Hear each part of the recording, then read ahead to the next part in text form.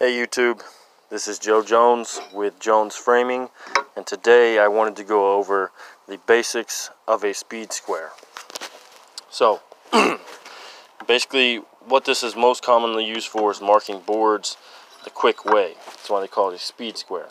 So let's just say, for example, that I made a mark here and it is at like 9 inches. So I want to make a square line. I'm trying to do this with one hand.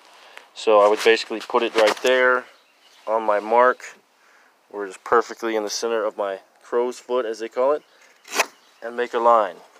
Scribe a line, and there you have a perfect square cut. Also, what this is most commonly used for is cutting rafters and putting things on different angles.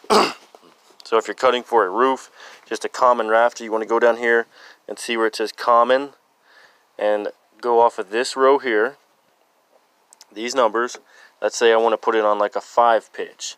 So I will take, this is your pivot point, so you want this to stay on the top of the board there, not moving, and you pivot it till you see that 5 line up with the top of your board. And then, try this with one hand, keeping your square still, you scribe a line, and there you have a 5 pitch. You would cut that line.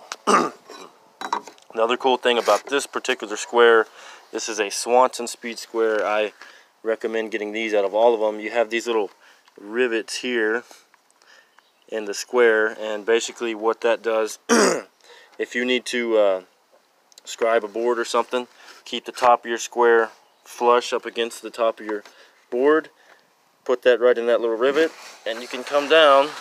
It's hard to do with one hand, but and my pencil's kind of dull here, but you can put that on whichever one you want and just go down with it, work it down, and that will give you a perfect line.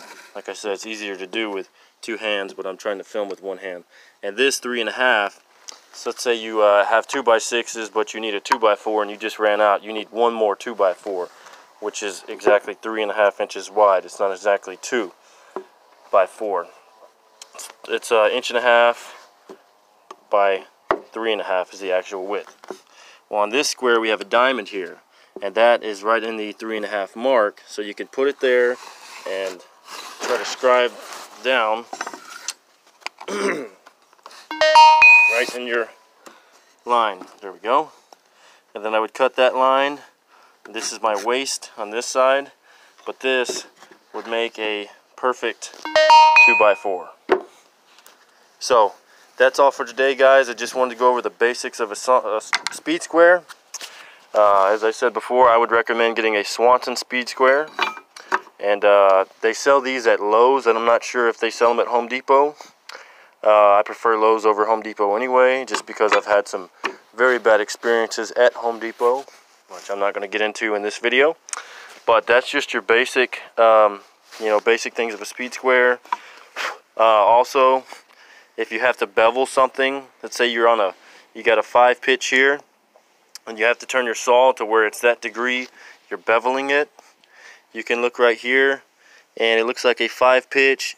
You go down to the degrees right here, and it looks like a 5 pitch is about 24 degrees.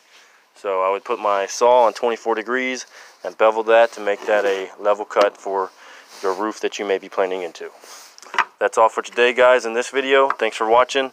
And again, please like, share, and subscribe. And we will see you next time. Thank you.